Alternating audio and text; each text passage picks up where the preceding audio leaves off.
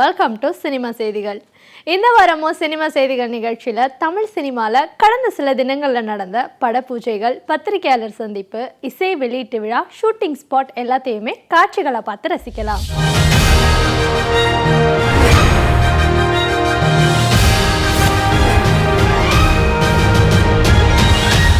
காக்கா முட்டை பல விருதுகளை பெற்றது மட்டும் இல்லாமல் பல தரப்பினர்களின் பாராட்டையும் பெற்ற திரைப்படம். இந்த படத்தை ஒளிப்பதிவு செஞ்சு இயக்கியிருக்காரு மணிகண்டன். செய்தி என்னன்னா, இயக்குனர் மணிகண்டன் இயக்கத்தில் வித்தார் தயாரித்து நடித்திருக்கும் திரைப்படம் குற்றமே தண்டனை. இந்த படம் கேரள மும்பையில் நடைபெற இருக்கும் சர்வதேச திரைப்பட விழாக்களில் கலந்து கொள்ள செலக்ட் ஆயிருக்காங்க. இந்த திரைப்படம் மேலும் பல விருதுகள் பெற வாழ்த்து. ஹீரோ ரோஷன் பாபநாசம் திரைப்படத்துல கமலஹாசனின் மகளை ரகசிய வீடியோ எடுத்து மிரட்டும் கதாபாத்திரத்துல நடிச்சிருந்தாரு. இப்போ ரோஷன் ஹீரோவாக நடித்து கடந்த வெள்ளிக்கிழமை வெளிவந்த திரைப்படம் குபேர ராசி. இந்த படத்தின் மேலும் சிறப்புகளை இப்போ பார்க்கலாம். இந்த குபேர ராசி மூவி டைரக்ட் ചെയ്തിരിക്കുന്ന രാധാകൃഷ്ണൻ, என்னோட ஹீரோயினாയിട്ട് நடிச்சிருக்கிறது அபிராமி சுரேஷ். ரெண்டுபேரும் மலையாளி தான். ஸோ இந்த പടത്തിൽ ലവ് സ്റ്റോറി അങ്ങനെയൊന്നുമില്ലേ, പക്ഷേ இந்த படத்தில் ഒരു ട്രൂ ഫ്രണ്ട്ഷിപ്പ് ഇருக்கு ബിറ്റ്വീൻ മെയിൽ ആൻഡ് ഫീമെയിൽ. ഒരു പെണ്ണ് ഒരു തമ്പി ഒരു ചിന്ന ചെറുക്കൻ തമ്മിലൊരു ഫ്രണ്ട്ഷിപ്പ് ഇருக்கு. ഒരു സോങ് ഇല്ലേ, എന്നാൽ ആക്ഷൻ നിറയെ ത്രില്ലറായിട്ടുള്ള സീക്വൻസസ് இருக்கு. ഒരു സസ്പെൻസ് ത്രില്ലർ ബേസ്ഡ് സബ്ജക്റ്റാണ് കുബേര രാശി. இந்த படத்தில் ஆக்ஷன் சீக்வன்ஸ் நிறைய இல்லை, அது கூட கொஞ்சம் கொஞ்சம் த்ரில்லராയിട്ടുള്ള சீக்வன்சஸ் இருக்குது. கொஞ்சம் ചെറിയ ബാങ്ക് റോബറി സീക്വൻസസ് ദർ. എല്ലാ സീൻസും ചലഞ്ചിങ് സീൻസ് ആയിരുന്നു. So I hope I did it very well. ബാക്കിയെല്ലാം തിയേറ്ററിൽ பார்க்கலாம். நடிகர் விக்ரம் கொடுக்கப்பட்ட கதாபாத்திரத்துக்கு அதிக முயற்சி எடுக்கக்கூடியவர். இவர் நடிப்பு அந்த கதாபாத்திரத்துக்கு மேலும் பலம் சேர்க்கும். நடிகர் விக்ரம் 1990ஆம் ஆண்டு என் காதல் கண்மணி திரைப்படத்தில் அறிமுகமானார்.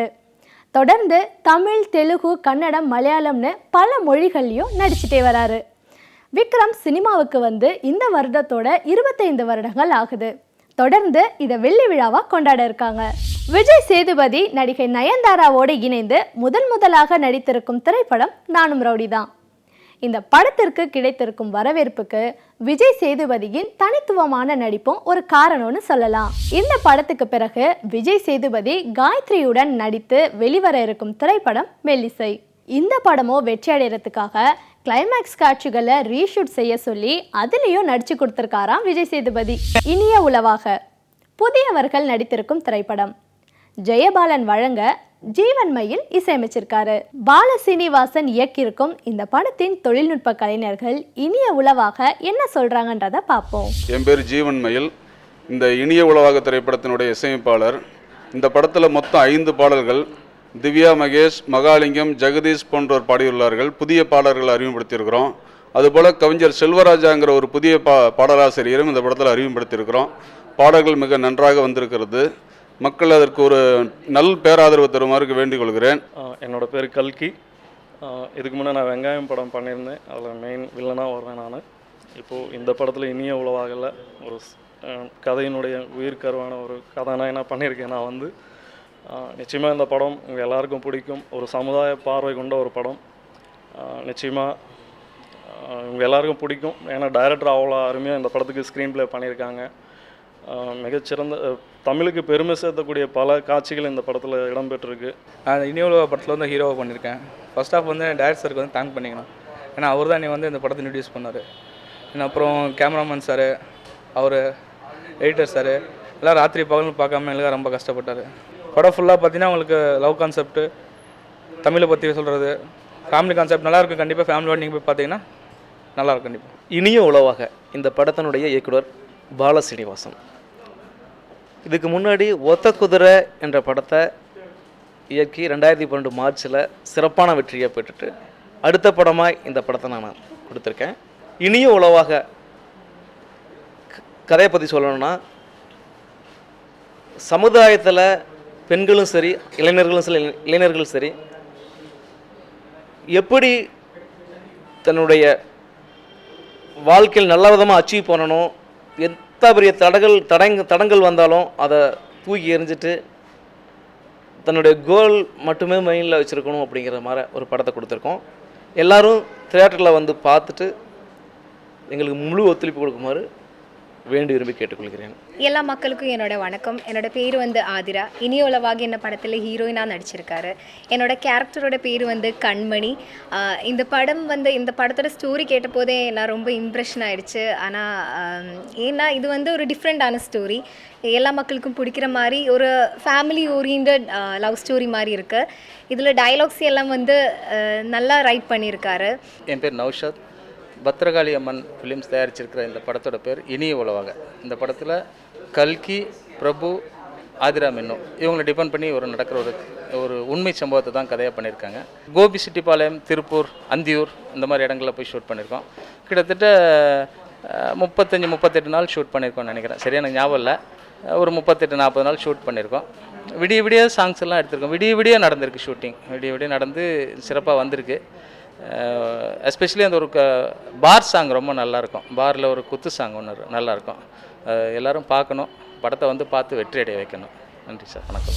இந்த படத்தில் நடிக்கிறதுக்கு முன்னாடி ரேஷ்மி மேனன் இனிது போன்ற தரமான படங்களில் நடிச்சிருந்தாங்க. இந்த படத்தில் ஹவுசிங் போர்டில் கூடியிருக்கும் மிடில் கிளாஸ் பொண்ணாக நடிச்சிருந்தாங்க. ரேஷ்மி மேனன் தனக்கு பிடிச்ச திரைப்படமான பயமா இருக்கு திரைப்படத்தில் ஒரு குழந்தைக்கு அம்மாவாக நடிச்சிட்டு இருக்காங்களாம். இவங்களுக்கு ஜோடியா கதை, திரைக்கதை, வசனம், இயக்கம் படத்தில் நடித்த சஞ்சய் நடிக்கிறாராம். ஒவ்வொரு வெள்ளிக்கிழமையும் வெளிவரும் ஒரு படமோ அல்லது ஒன்றுக்கு மேற்பட்ட படங்களிலோ கண்டிப்பாக ஒரு படம் பேய் படமாக தான் இருக்கும். இந்த பேய் படம் ரசிகர்கள் மத்தியில் குதூகலத்தை ஏற்படுத்துது. நடிகர் அஜித் நடித்து விரைவில் வெளிவர இருக்கிற திரைப்படம் வேதாளம். இந்த படத்தில் அஜித் ஆவியா நடிச்சிருக்காராம். நடிகர் கார்த்தி இப்போ நடிச்சிட்டு இருக்கிற திரைப்படம் காஸ்மோரா. இந்த படத்தில் கார்த்திக் ஒரு பேய் வீட்டில் மாட்டிக்கிறாரா. இறுதியில் அந்த பேய் வீட்டை இடித்து தரமட்டமாக்குறது தான் கதையா. இந்த மாதிரி தொடர்ந்து பேய் படங்கள் வெளிவந்துட்டே தான் இருக்கு. சினிமாவை பற்றி காட்டப்படும் சினிமாக்களில் ஒன்றுதான் இப்போ நீங்கள் பார்த்துட்டு இருக்கிற வாங்க வாங்க படத்தின் ஷூட்டிங் ஸ்பாட்.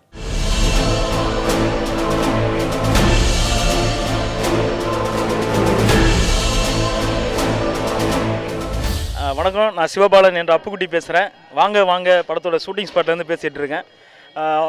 இந்த படத்தில் வந்து பார்த்திங்கன்னா என்னுடைய ரோல் ஒரு டிஃப்ரெண்ட்டான ரோல் தான். இது வரைக்கும் ஒரு நடிகனாக நடிச்சிட்டு இருந்தேன்.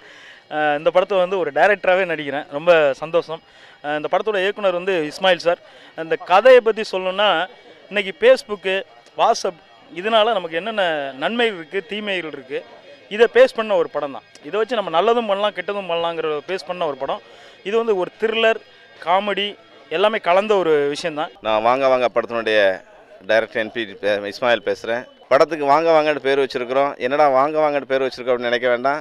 நீங்கள் எல்லோரும் வாங்க வாங்க தேட்டருக்கு அப்படின்ட்டு இப்போமே அழைப்பு கொடுக்குறேன். அது நீங்கள் கண்டிப்பாக அதனால் எல்லோரும் தேட்டருக்கு வாங்க, வந்து படத்தை பாருங்கள்.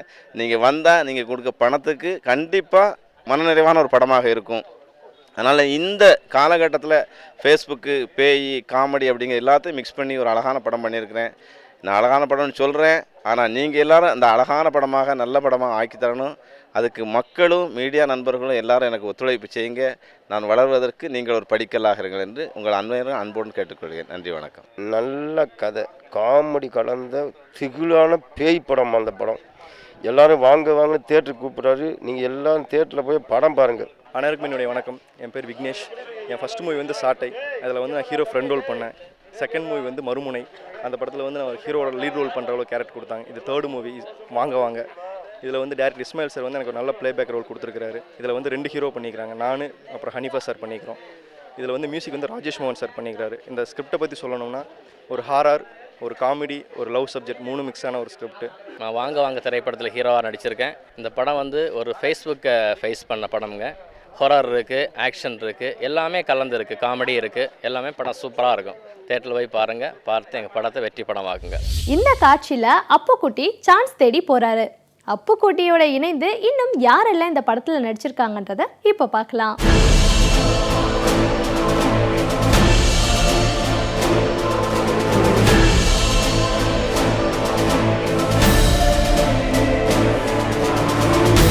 இன்றைக்கி ஒயிட் ஹவுஸில் வந்து வாங்க வாங்கன்ற படப்பிடிப்பு. இந்த படப்பிடிப்பில் என்னுடைய அருமை தம்பி இஸ்மாயில் அவருடைய இயக்கத்திலையும் தயாரிப்பிலையும் இந்த படத்தில் நான் ஆக்ட் பண்ணுறதுல ரொம்ப பெருமையாக நினைக்கிறேன். மற்றும் இந்த படத்தில் நான், சுப்ராஜ் அண்ணன், அப்புக்குட்டி மற்றும் ஏனைய கலைஞரெல்லாம் அந்த படத்தில் ஆக்ட் பண்ணியிருக்காங்க. முழுக்க முழுக்க நகைச்சுவை கலந்த படம். கண்டிப்பாக இந்த வாங்க வாங்கங்கிறது, அதாவது பெரிய பெரிய வீட்டுகளெல்லாம் இப்போ கிராம சைடில் போனீங்கன்னா யாராவது விருந்தாளி இருந்தால் வாங்க வாங்க அப்படிம்பாங்க. அந்த ஒரு டைலாக் இதில் வச்சுருக்காரு. அதனால் மக்களுக்கும் நேயர்களுக்கும் என்னுடைய ரசிகர்களையும் அழைக்கிறாரு ப்ரொடியூசர் இஸ்மாயில். கண்டிப்பாக அந்த படத்தை நீங்கள் வெற்றி படம் தரது என்னுடைய நெஞ்சார மனதார வாழ்த்துக்களை சொல்லி விடைபெறுகிறேன். நன்றி நன்றி நன்றி. வணக்கம். கலைஞர் டிவிக்கும் கலைஞர் டிவி நேயர்களுக்கும் வணக்கத்தை தெரிவித்துக் கொள்கிறேன். என்னுடைய பேர் பகவதி பாலா. வாங்க வாங்க படத்தோட இன்றைக்கி இறுதிக்கட்ட படப்பிடிப்பு. படத்தோட இயக்குனர் இஸ்மாயில் சார். இஸ்மாயில் சார் ஏற்கனவே 2 படம் பண்ணியிருக்கிறது, ஒரு 3ஆவது படம். எனக்கு வாய்ப்பு அளித்ததுக்காக அவருக்கு நன்றி தெரிவித்துக் கொள்கிறேன். படம்லாம் வந்திருக்குது. இந்த படம் ஃபுல்லாக பழனி, கொடைக்கானல், ஏற்காடு, கோவாவில் ஷூட் பண்ணியிருக்குது. படம் ஃபுல்லாக வந்து ஒரு மூடு சாஃப்ட் லைட்லேயே ஃபுல்லாகவே ஷூட் பண்ணியிருக்கிறோம். படம் ஏன் வாங்க வாங்கின டைட்டில் வச்சுன்னு வித்தியாசமான டைட்டிலுங்கடா, தேட்டருக்கு எல்லாரையும் உங்கள் சார்பாக வாங்க வாங்கன்னு அழைக்கிறோம். இப்போ எப்படி ஒரு கல்யாணம், ஒரு ஃபங்க்ஷனுக்கு ஒரு கல்யாணம் உள்ளதுக்காக எதுக்குனாலும் எல்லோரும் போய் வாங்க வாங்கன்னு அழைக்கிற மாதிரி படத்துக்கும் வாங்க வாங்கன்னு அழைக்கிறோம். ஸோ அதனால் இந்த படம் வந்து கண்டிப்பாக பாருங்கள், வெற்றி பெற செய்யுங்க. தரமான திரைப்படங்களை இயக்கக்கூடிய இயக்குனர் ஏஆர் முருகதாஸ். இவருடைய படங்களில் ஹீரோக்களின் ஹீரோயிசம் நம்பக்கூடியதாக இருக்கும். இவருடைய படங்களில் சமூக பிரச்சனைகள் இருக்கிறதால எல்லாருக்குமே இவருடைய படங்கள் ரொம்பவே பிடிக்கும். செய்தி என்னன்னா, ஏஆர் முருகதாஸ் விரைவில் தமிழ், தெலுங்கு இந்த 2 மொழிகள்லையும் மகேஷ் பாபுவை ஹீரோவாக வைத்து ஒரு திரைப்படத்தை எடுக்க போகிறாராம். ஹீரோவுக்கு ஜோடியாக இந்த படத்தில் ஸ்ருதிஹாசன் நடிக்க போகிறாங்களாம். சினிமா செய்திகள் நிகழ்ச்சியில் இன்னைக்கு எல்லா சுவாரஸ்யமான செய்திகளையும் பார்த்து நீங்கள் ரசிச்சிருப்பீங்க. மீண்டும் இதே நிகழ்ச்சியில் சந்திக்கலாம். அதுவரை உங்களிடமிருந்து விடைபெறுவது சுமையா.